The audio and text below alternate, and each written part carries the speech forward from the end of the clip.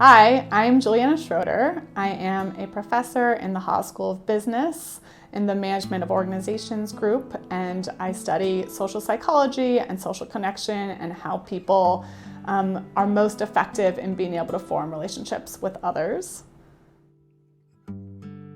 I recently wrote a paper that investigates what are the components of what makes people satisfied in their relationships.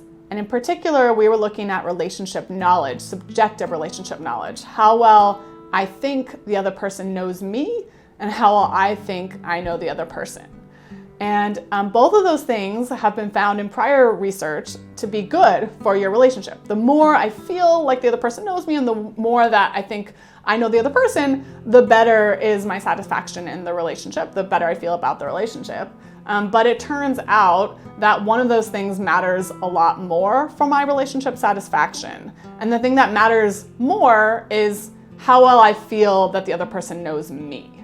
That matters on average across all the different relationships that we look at about twice as much as compared to how well I think the other person, how well I think I know the other person.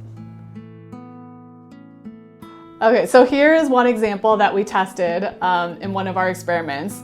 We had people imagine knowing or not knowing different things about someone that they had recently met.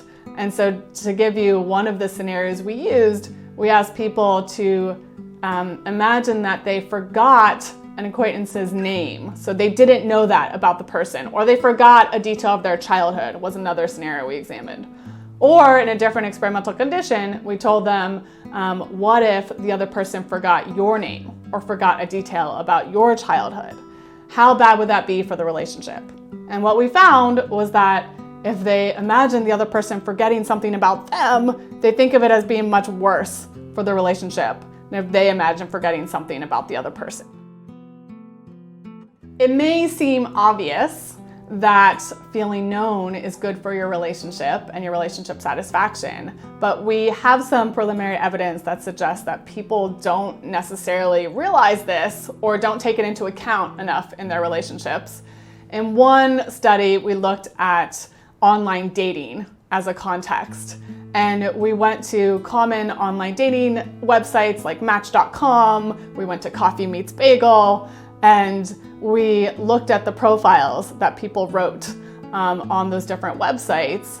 And what we found is that in almost every profile, people would say something that is relevant to their wanting to be known. So they might say, like, I'm looking for someone who will listen to me or support me, and they'll write something that relates to that. But very rarely would people signal the opposite, that I am looking for someone that I can listen to and that I can support and that I can get to know.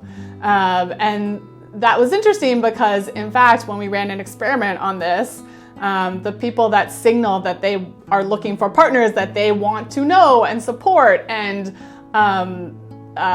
care about, that of course is much more appealing to potential partners than the opposite. And so people maybe are using the wrong strategy in writing their dating profiles if they really want to be optimally attractive to as many partners as possible.